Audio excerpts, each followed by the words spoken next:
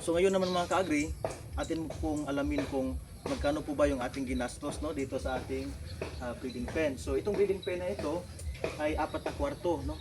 3 for breeding pen and then 1 for growing area para sa ating mga manok. So yung ginagamit din po natin na materialis, itong steel matting, marami-rami ito.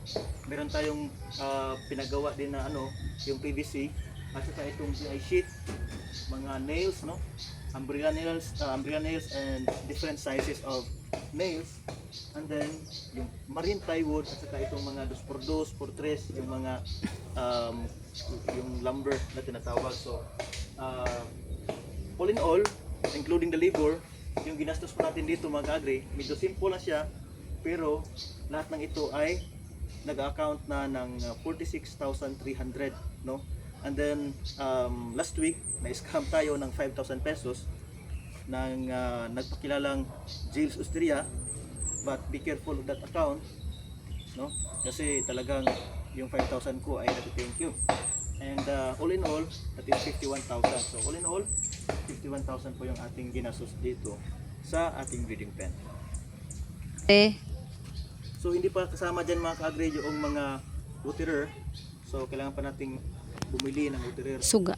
At saka yung ilaw, of course, no? At saka yung extension wire.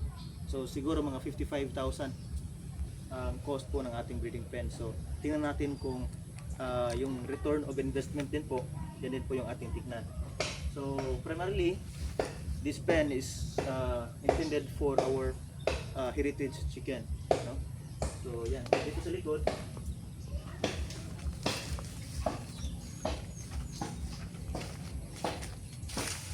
bawal magdaog. So para walang lamok mga ka-agri, may mga dahon dito. Ayan po yung ating na-utilize. Ito naman, yung side na ito ay purely yero talaga.